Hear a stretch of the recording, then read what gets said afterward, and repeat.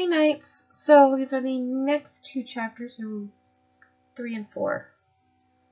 So chapter 3, New Earth. The Doctor poked his head out of the TARDIS, seeing Jessie standing with the team at the bottom of the ramp. We're ready, he told her. Jessie nodded, giving him a thumbs up. All right. Have you got everything? Skye asked worriedly as Jessie swung her duffel bag onto her shoulder.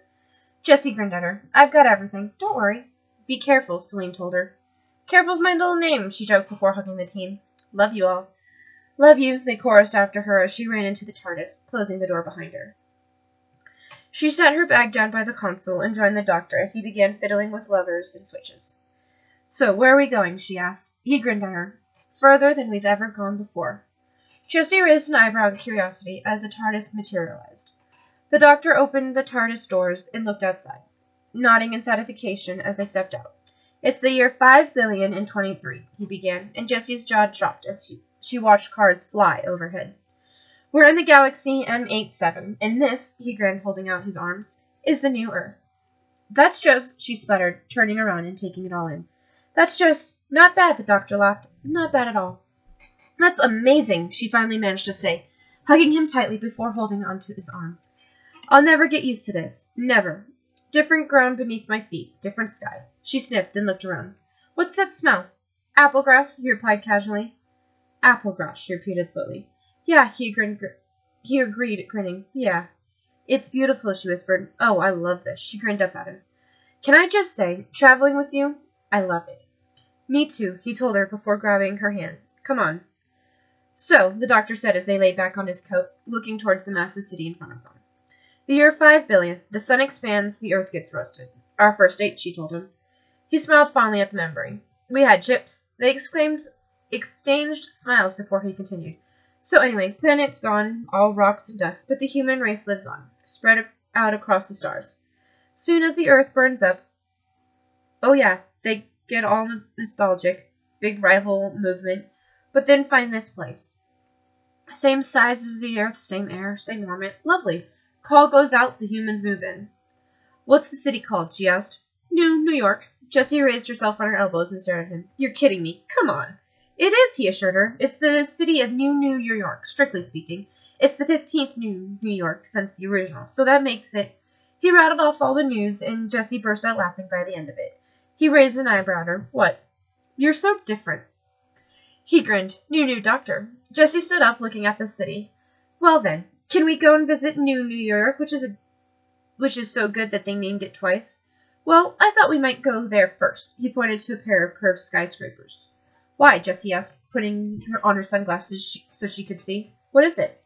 Some sort of hospital, he explained, pulling out his psychic paper. Green moon on the side. That's the universal symbol for hospitals. I got this. He opened it up. A message on the psychic paper. Ward 26, please come. Someone wants to see me. She said absently. And I thought we were just sightseeing. She took his hand. Come on, then. Let's go and buy some grapes. The Doctor was wrinkling his nose as they entered the hospital. Jessie raised an eyebrow at him. Bit rich coming from you. I can't help it, he admitted. I don't like hospitals. They give me the creeps. The Pleasure Garden will now be taking visitors carrying green and blue identification cards for the next 15 minutes. Visitors are reminded that cuttings from the gardens are not permitted. Very smart, Jessie admired as she looked around. Not exactly NHS, though. No shop, the Doctor complained, and she looked at him in surprise. I like the little shop. He just keeps getting more and more different, she thought, feeling a tug in her gut as she wondered just how different he could get. I thought this far into the future they'd have cured everything, she said. The human race moves on, but so do the viruses, the Doctor said. Like it explained everything. It's an ongoing war. Jessie smiled to nurses as they walked past, but she blanched when she saw their faces. They're cats, she said in surprise. The Doctor nodded, then took her arm. Now don't stare. Think what you look like to them. To them all. All violet and bronze. Jessie continued to look around as they walked on. That's where I'd put the shop. Right there. Jessie looked where he pointed as he called for a lift. It opened, and Jessie was about to go in when it closed in her face. Hold on, Jessie shouted, banging on the door. Hold on! Oh, it's too late, he called back. I'm going up. Jessie checked off to the side. It's all right. There's another lift. Ward 26, he reminded her, and watch out for the disinfected. Watch out for what? She asked in surprise. The disinfectant, he called back. The what? He paused. Oh, he'll find out. Jessie stepped into the lift. Ward 26, thanks. Commence stage 1 disinfection. Jessie jumped and shrieked when a drenching spray coated her entirely. Hey! She shouted, holding a hand over her eyes, then shrieking again when a blow-dry came through. When the doors opened, she stumbled out into what looked like a sewer. What the? She asked. The human child is clean. Jessie jumped and turned to look at a man with sepia swirls all over him. I'm looking for Ward 26. This way, Jessie Nightshade. Jessie slowly slid the safety off of her gun and followed him, picking up a metal bar as well as she wondered how he knew her name. Please report to reception. Nice place, the doctor commented to the cat nurse leading him as they walked through the ward. No shop downstairs. I have a shop. A nice, not a big one, just a shop, so people can shop. She removed her veil and looked at him. The hospital is a place of healing, she told him. A shop does some people the world of good, he paused. Not me, other people. The sisters of platitude will take a lifelong vow to help and to mend. They passed a cubicle, and a woman standing next to a man besides glared at him. Excuse me, she barked to the nurse. Members of the public may only gaze upon the Duke of Manhattan with written permission from the Senate of New York. That's Petrifold regression, right? The doctor asked, referring to the sickness the man had, feeling a twist in the gut. I'm dying, sir, the Duke replied. A lifetime of charity and abstinence, and it ends like this. Any statements made by the Duke of Manhattan may not be made public without official clearance, the woman told the doctor. Fru Clovis, the doctor whispered. I'm so weak. Sister Jet, a little privacy, please, the woman Clovis told them. Jet drew the curtain and led the doctor onwards. We'll be up and about in no time. The doctor shook his head. I doubt it. Peliford regression. He's turning to stone. There won't be a cure for, 1,000 years? He might be up and about, but only as a statue. Have faith in the sisterhood, Jet advised him before looking at him curiously. But is there no one here you recognize? That's rather unusual to visit without knowing the patient. The doctor looked around as well before he gazed upon something familiar, and he smiled a little, as it all made sense. No, I think I found him. The face of Beau sat by a window with a view of the city, another cat nurse sitting next to him. Novus Haim, if I can leave this gentleman in your care, Jack told her before turning to go. Oh, the doctor added, turning to her. I think my friend got lost, or she got jeopardily friendly again, he thought. Jessie Nightshade, can you ask at reception? Certainly, sir, she agreed with a nod, then left. The doctor crouched down by the face of Beau, whose eyes were closed. I'm afraid the face of Beau's asleep, Haim told him. That's all he tends to do these days. Are you a friend, or... We met just once on Platform 1, the doctor replied, smiling. He helped me comfort a friend. I owe it to him that she trusts me this much. He looked up at her. What's wrong with him? Haim blinked, then looked at him sympathetically. I'm so sorry. I thought you knew. The face of Beau is dying. The doctor blinked as well. Of what? Old age. The one thing we can't cure. She stroked the edge of the container. He's thousands of years old. Some say millions. Although that's impossible. Oh, I don't know, the doctor replied with a smile. I like impossible. He leaned closer to the tank. I'm here, he whispered to the face. I look a bit different, but it's me. It's the doctor. Jessie slowly followed the man into a basement room, and she raised an eyebrow, seeing a real projector showing a party. She stepped forward, then when the woman talking to her, Jessie froze where she stood. Wait a minute, that's peekaboo, a voice she dreaded announced. Jessie turned, her jaw dropping in shock as she saw Cassandra, still stretched on her frame, sitting pretty and looking completely unchanged. Don't you come anywhere near me, Cassandra, she warned, holding up her gun. Why? She asked in a sneer. What do you think I'm going to do, flap you to death? Yeah, but what about Gollum? She asked, nodding to the man. Oh, that's just Chip, Cassandra replied. He's my pet. I worship the mistress, Chip said as if that settled it. Moisturize me. Jessie rolled her eyes as Chip sprayed Cassandra. He's not even a proper life form. He's a force-grown clone. I modeled him on my favorite pattern, but he's so faithful. Chip sees to my physical needs. That had better mean food, Jessie muttered. How come you're still alive? After you murdered me. That was your own fault, Jessie retorted. The brain of my mistress survived, Chip answered, and her pretty blue eyes were salvaged from the bin. Pretty blue? Jessie didn't comment on the eyes. And what about the skin? I saw it. You got ripped apart. That piece of skin was taken from the front of my body, Cassandra replied. This piece is the back. Cassandra couldn't help but start laughing. So that means you're talking out of your— Ask not, she snapped. The mistress was lucky to survive, Chip told her. Chip secreted my lady into the hospital. Jessie looked around. So they don't know you're here? Chip steals medicine, helps my lady, soothes her, strokes her. Okay, you can stop right there. But I'm so alone, hidden down here, Cassandra moaned, the last human in existence. Oh, don't start that again, Jessie groaned, lowering her gun. They've called this planet New Earth, a vegetable patch, and there's millions of humans out there, millions of them. Mutant stock. Jessie growled. They evolved, Cassandra. They just evolved, like they should. You stayed still. You got yourself all pickled and preserved. What good did it do to you? Oh, I remember that night. Jessie turned to the projector, watching the party. Drinks for the ambassador of Thrice. That was the last time anyone told me I was beautiful. After that, it all became such hard work. Well, Jessie said slowly, you've got a knack for survival, I'll give you that. But I've not been idle, Jessie. Tucked away underneath the hospital, I've been listening. The sisters are hiding something. She looked at her sharply. What do you mean? Oh, those cats have secrets. Cassandra's frame rolled closer, and Jessie began backing up. Hush, let me whisper. Come closer. Jessie kept backing away. You must be joking if you think I'm going anywhere near you. She screamed when energy grabbed her hands. Chip, activize the psychograph. I can't move, Jessie whispered, then began shouting. Cassandra, let me go! What are you doing? Light streamed down from somewhere over her head, and she felt something being forced into the side of her head. And then she was forced out. Hope, harmony, and health. Hope, harmony, and health. The doctor handed him a glass of water as they sat down. That's very kind, she told him. There's no need. You're the one working, he pointed out. There's not much I can do, just maintain his smoke, and I suppose I'm company. I can hear him singing sometimes, in my mind, such ancient songs. Am I the only visitor? He asked. The rest of Bo kind of... That was a weird noise my computer just made. Alrighty. There's not much... No. Am I the only visitor? He asked.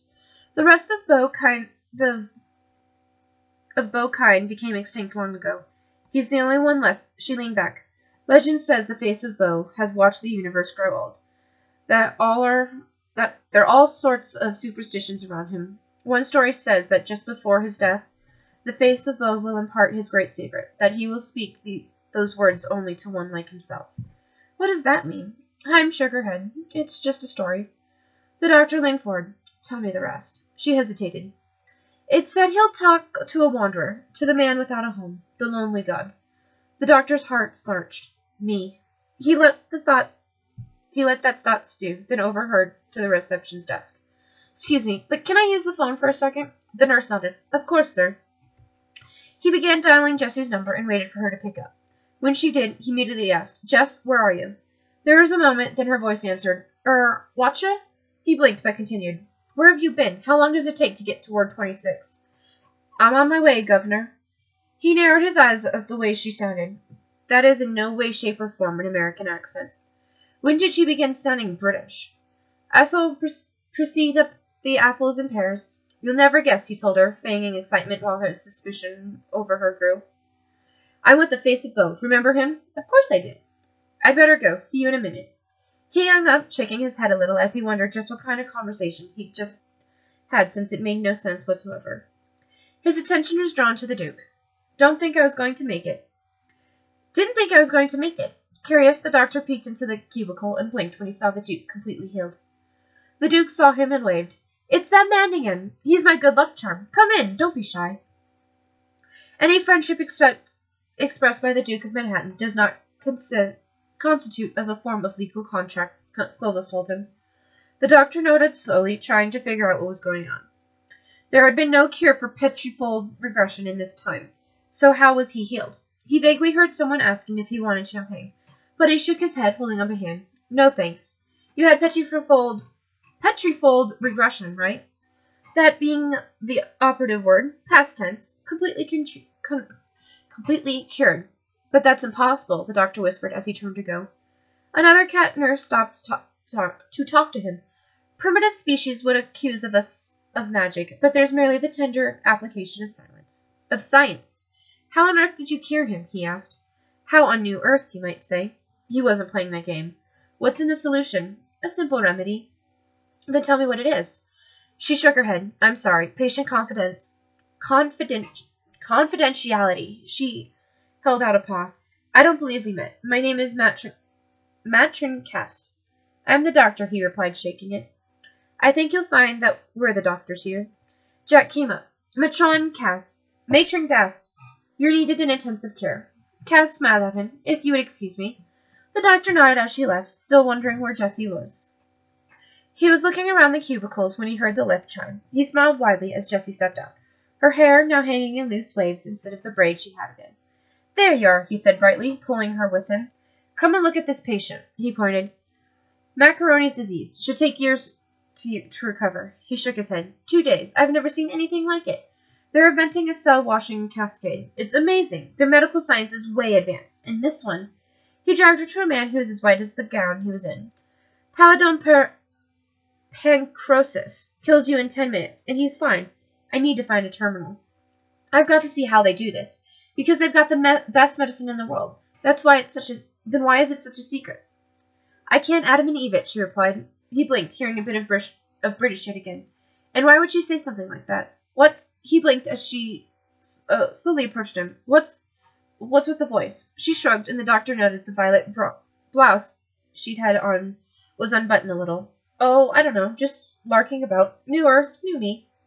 Well, I can talk, he told her, still a little surprised at the way Jessie was acting. New doctor. She nodded, looking him over. Aren't you just?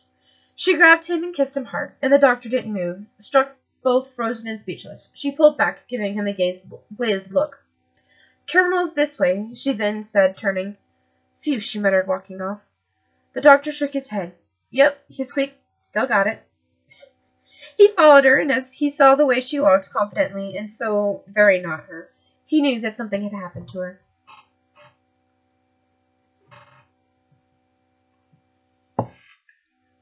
Nope, nothing odd, he said as he looked through the computers. Surgery, post-op, nanodentistry, he frowned. No sign of a shop. They should have a shop. No, it's missing something else, Jessie said, leaning to look. When I was downstairs, those nurse cat nuns were talking about intensive care. Where is it? The doctor nodded. You're right. Well done. Well, why would they hide a whole department? It's got to be there somewhere. Search the subframe. The doctor didn't comment, but he was yet again suspicious. She knows there's a subframe? What if the subframe's locked? He asked, just to make sure. Try the installation protocol. This is definitely not, Jessie. Yeah, he said slowly. Of course. Sorry. Hold on. He pointed the sonic screwdriver at the interface, and he raised an eyebrow as the wall slid down, and he looked down the corridor it had been hiding. Intensive care. He looked at Jessie, and again caught by surprise at how bold she was in her look. Not her on so many levels. Certainly looks intensive. As they walked down the hallway, the doctor sadly gazed at all of the cells. He opened one of them, and Jessie inhaled sharply, looking at the very sick man. That's disgusting. What's wrong with him? I'm sorry, the doctor apologized. I'm so sorry. He closed the door and opened another one, revealing a woman. What disease is that? Jessie asked. All of them. Every single disease in the galaxy. They've been infected with everything. What about us? Are we safe? The air's sterile. Just don't touch them. He closed the door. How many patients are there? They're not patients. She furrowed her brow. But they're sick. They were born sick, the doctor corrected. They're meant to be sick. They exist to be sick. Lab rats. He shook his head. No wonder the sisters have a cure for everything. They built the ultimate research laboratory, the human form. Why don't they just die? Plague carriers, the last to go. It's for the greater cause. The doctor turned to face Novus Haim. Novus Haim, he said. When you took your vows, did you agree to this? The sisterhood has sworn to help, she replied. What, by killing? But they're not real people. They're specifically grown. They have no proper existence. That's the turnover, he asked.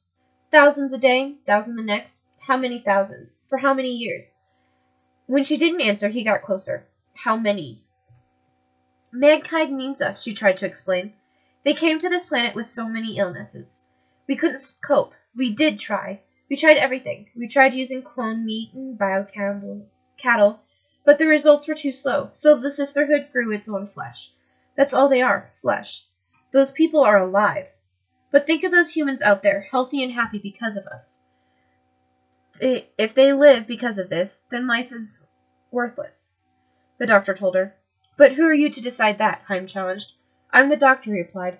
And if you don't like it, if you want to take it to a higher authority, then there isn't one. It stops with me. Just to confirm, Jesse asked, stepping up to his side, none of the humans in the city actually know about this? We thought it best not, Heim replied. That was his chance. Hold on, he held up a hand. I can understand the bodies. I can understand your vows. The one thing I can't understand, what have you done to Jesse? Both the cat and Jesse turned to him. I don't know what you mean, Heim sputtered. And I'm being very, very calm, he warned. You want to be aware of that. Very, very calm. The only reason I'm being so very, very calm is that the brain is a delicate thing. Whatever you've done to Jesse's head, I want it reversed. We haven't done anything, Heim protested. I'm perfectly fine, Jesse added. He turned to her. Those people are dying, and Jesse would care. Jesse glared back, then sighed. Oh, all right, clever dogs. She wrinkled her nose. Smarty pants, she sneered. Lady killer. What happened to you? He asked. I knew something was going on in this hospital, but I needed this body and your mind to find it out. Who are you? She smiled. The last human. The doctor's eyes widened. Cassandra? He asked in disbelief. She leaned in close. Wake up and smell the perfume. She whipped a vial out and squirted it up his nose, and he vaguely wondered how Cassandra had survived before passing out. He woke up to hear Cassandra now, talking to someone he couldn't see. He began banging on the door. Let me out, he shouted. Let me out! Cassandra poked her head by the hole to see in, and she gave a sick smile. Aren't you lucky there was a spare? She asked. Standing room only. You've stolen Jesse's body, he accused. Over the years, I thought of 1,000 ways to kill you.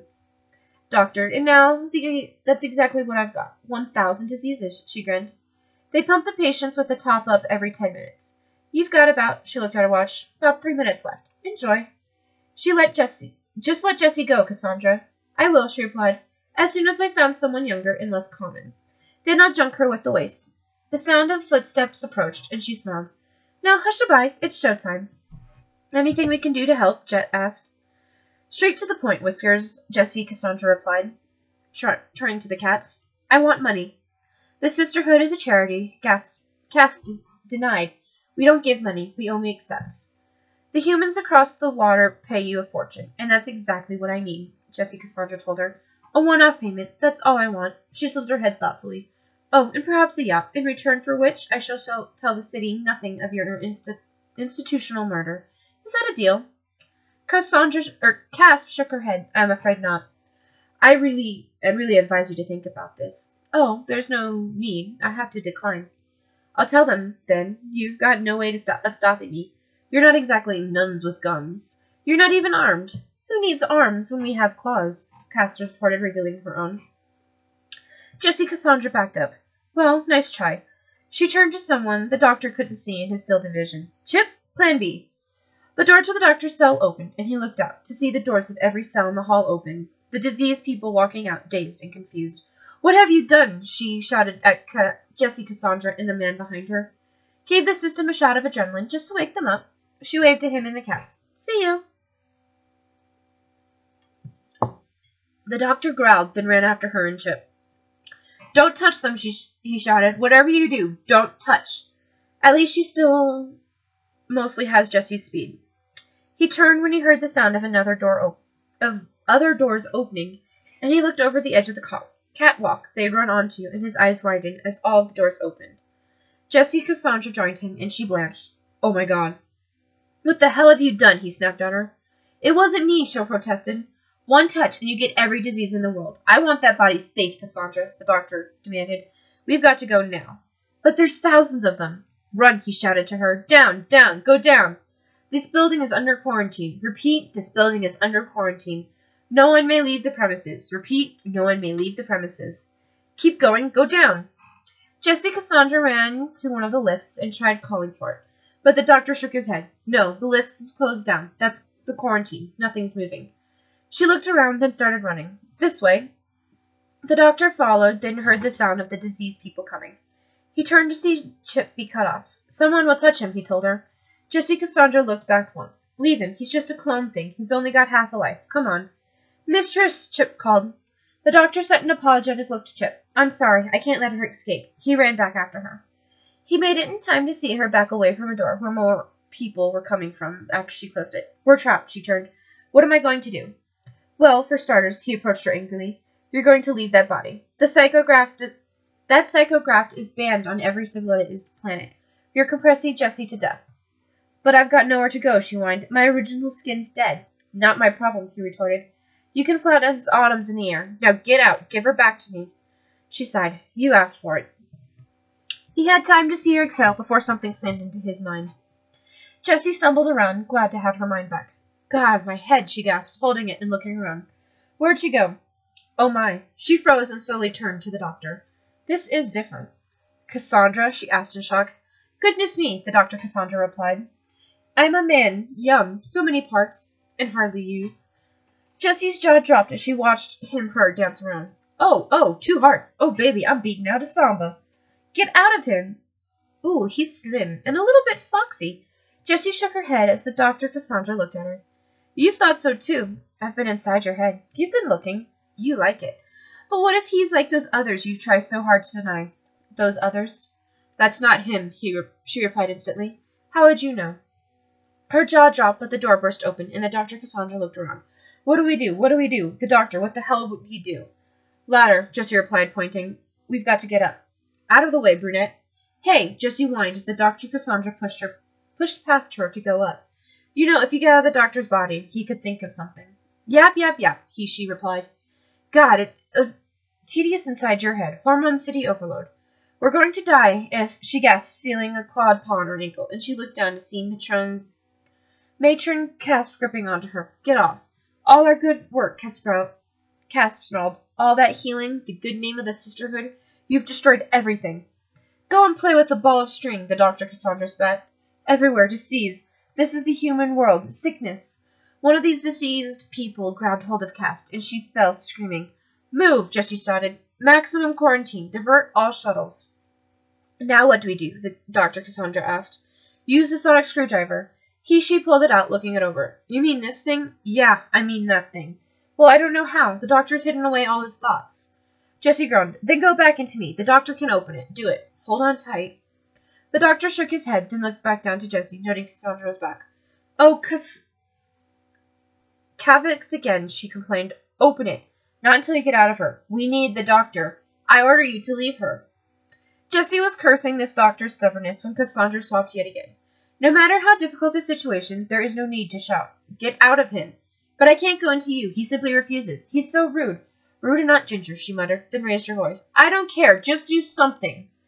She groaned. Oh, I am so going to regret this. Jessie watched the energy transfer to the woman in the lead on the ladder. Oh, sweet Lord, I look disgusting. The doctor stood at the door, smiling at Jessie. Nice to have you back. No, you don't. Jessie saw the energy swoop under the door before it slammed closed before presence rammed her out of her own mind. The doctor glared at Jessie Cassandra. That was your last warning, Cassandra. But her face was one of horror and sadness, and he couldn't help but listen to her as she whispered. Inside her head, they're so alone. They keep reaching out, just to hold us. She bit her lip, looking at the doctor. All their lives, and they've never been touched. The doctor simply held out his hand, and Jessie Cassandra took it. They entered Ward 26, just in time to see Fraud Cloves lunge at them with a metal bar. We're safe, he shouted, holding up his hands. We're safe, we're clean. Look. Show me your skin, Clovis demanded. Look, clean, the doctor replied, wiping his hands around. And Jessie Cassandra did the same. Look, if we'd been touched, we'd be dead. So how's it going up here? What's the status? There's nothing but silence from the other wards, Clovis replied. I think we're the only ones left, and I've been trying to override the quarantine. If I can trip a signal over to New York, they can send a private evacuation squad. You can't do that, the doctor protested. If they force entry, they break quarantine. I'm not dying in here, Clovis told him. We can't let a single particle of disease get out. There are 10 million people in Mid-City. They'd all be at risk. Not if it gets me out. He huffed. All right, fine. So I have to stop you lot as well. Suits me. He clapped his hand. Jessie, Novus, Haim, everyone. Excuse me, Your Grace, he told the Duke. Give me intravision solutions from every single disease. Move it. He hadn't expected Jessie Cassandra to help, but she did. The doctor found some silk rope and began wrapping it on him. "How's that?" he asked. "Will that do?" "I don't know," Jessie Cassandra replied, following him to the lift. "Will it do for what?" The lifts aren't working. "Not moving," he corrected. "Different thing. Here we go." He ran towards the lift. "But you're not going to," Jessie Cassandra yelped as he jumped and held onto the lift cable. "What do you think you're doing?" "I'm going down," he replied playfully. "Come on." "Not in a million years." "I need another pair of hands." He raised an eyebrow at her. "What do you think? If you're so desperate to stay alive, why don't you live a little?" Jessie Cassandra gasped when the disease people began coming through. "No!" She jumped onto his back, wrapping around him as if to shy away. "You're completely mad." She looked at him. "I can see why she likes you." "Going down." The wheel he attached to the cable took them down to the lift shaft, and they stopped on top of it. "Well," Jessie Cassandra gasped, jumping off, "that's one way to lose weight." "Now listen," the doctor told her, pointing to a lever. "When I say so, take hold of that lever. They're still quarantined down there. We can't—" "Hold that lever." She closed her mouth. "I'm cooking up a cocktail.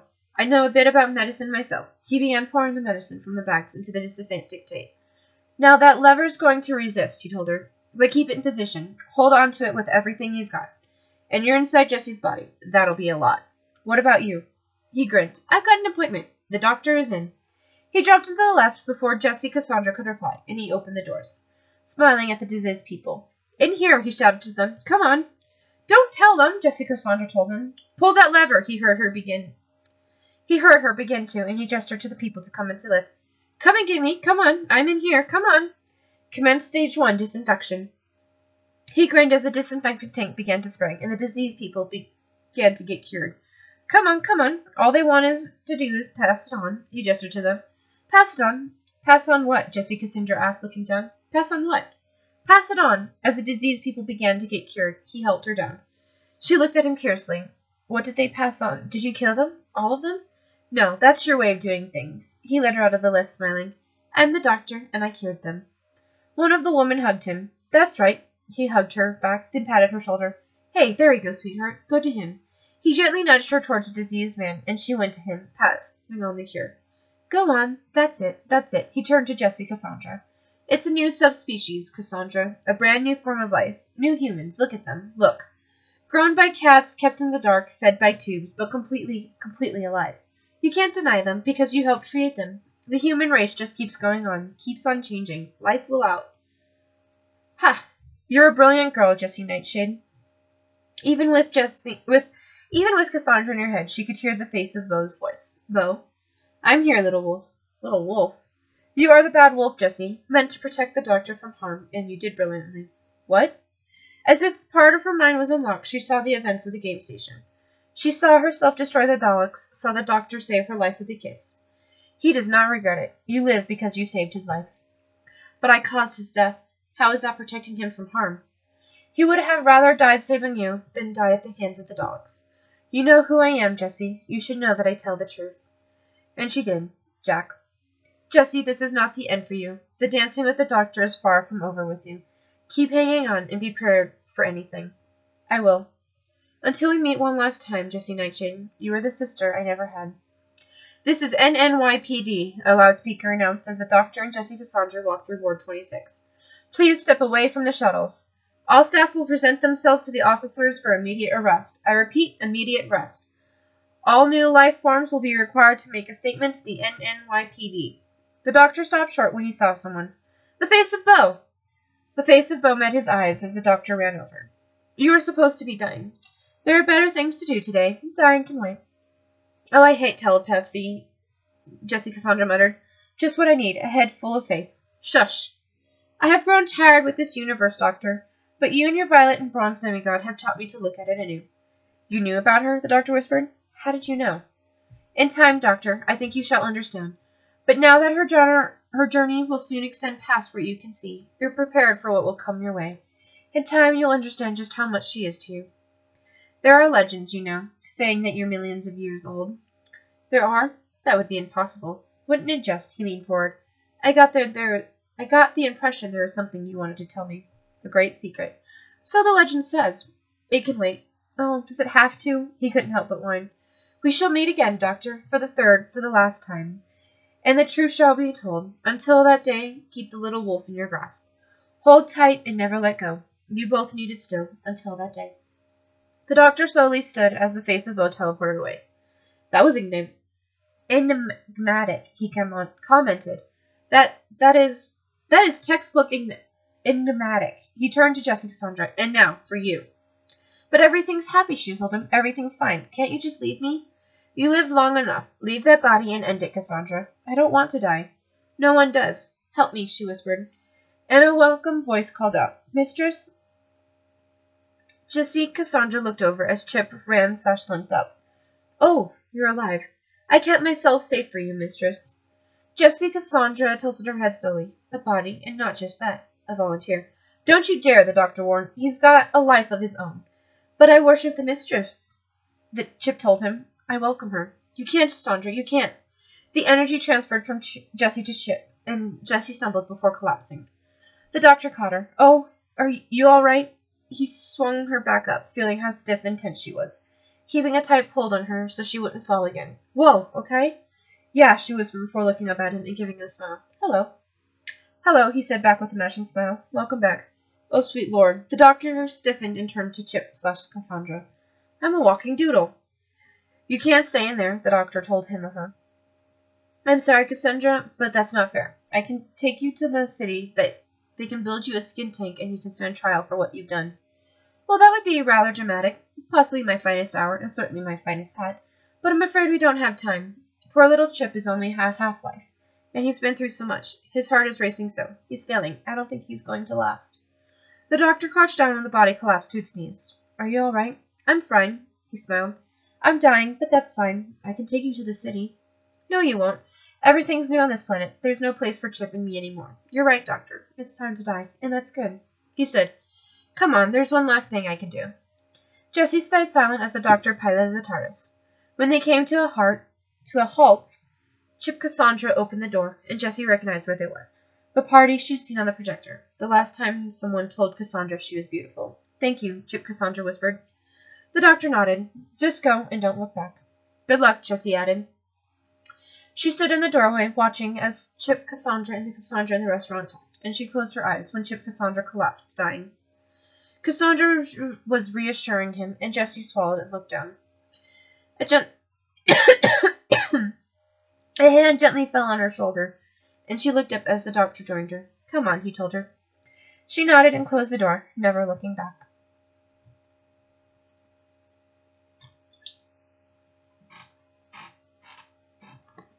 Chapter 4, Nightmares. The face was a mystery to the doctor. He leaned back in the captain's chair, letting Jessie sleep a little as he mused on what Bo had told him. He could see anyone's timeline if he really wanted to. He'd never taken a look into Jessie's. But what had Bo meant when he said the doctor wouldn't be able to see where she was going? Be prepared, he whispered, echoing Bo's words. He groaned, leaning his head back. That brilliant face. Bo had been right the first time. Jessie had broken, just like he'd said, and the doctor had been there for her. He'd seen the things she'd had to deal with that others hadn't, and he'd seen how she'd suffer, and now Bo was saying that he wouldn't be able to see where she was going. Doctor! He jerked from his musing and hearing Jessie's screams with his enhanced hearing. He ran through the corridors trying to find Jessie's bedroom. Whatever she was dreaming, it wasn't good. The face of her friends morphed together, all of them saying she'd abandoned them for a man who would only abandon her, or worse, used her just like Rick and Alex had back in her school years. She kept whimpering and trying to shake herself out of it. And then a low voice came chuckling. Jessie Nightshade, the Deathbringer of Asgard. A child fighting wars she cannot win. Who are you? She asked. Hear the words of the devil, Jessie Nightshade. Vertigo of the Avengers. The war you fight is ending for you. There will be one day when you will not see the light of day again. And that day is fast approaching. How long are you going to stay with me? The voice of the doctor, the current one, asked. Forever. But you won't. Images flashed past Jessie, of Daleks and soldiers of metal crying out, delete, and of aliens she'd never seen before. Death and destruction tails in your wakes, Jessie Nightshade, you bad wolf girl, and soon it shall devour you. I'm supposed to go in a world where I can never see you again? Yeah. Forever? Yeah. That's not going to happen. Your doomsday approaches, Jessie, and when it comes, prepare for the pain and the suffering. because when it comes, you will never see the doctor again. And the screams of herself and the doctor made her scream too. Doctor! Bang! Jessie shot up in bed, waking from the nightmare she was in, panting heavily. The door to her room was open, and the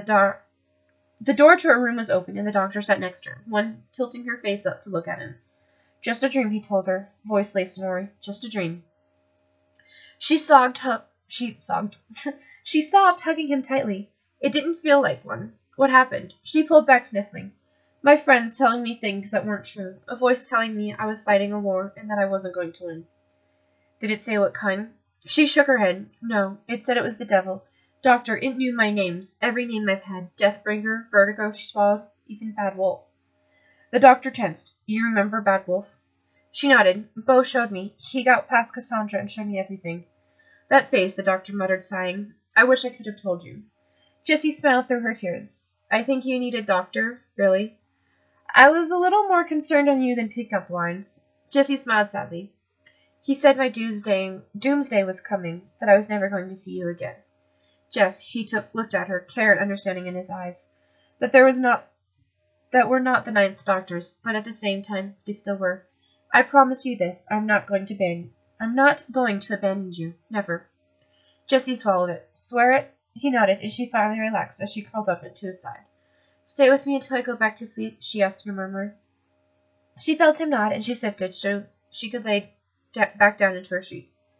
He rubbed her back comfortably as she closed her eyes. She swore that in the back of her mind she heard singing in a language she didn't know comfort her as well. She was asleep in a few moments. Okay, so that was 3 and 4. Yeah. Alright. Peace out, Knights.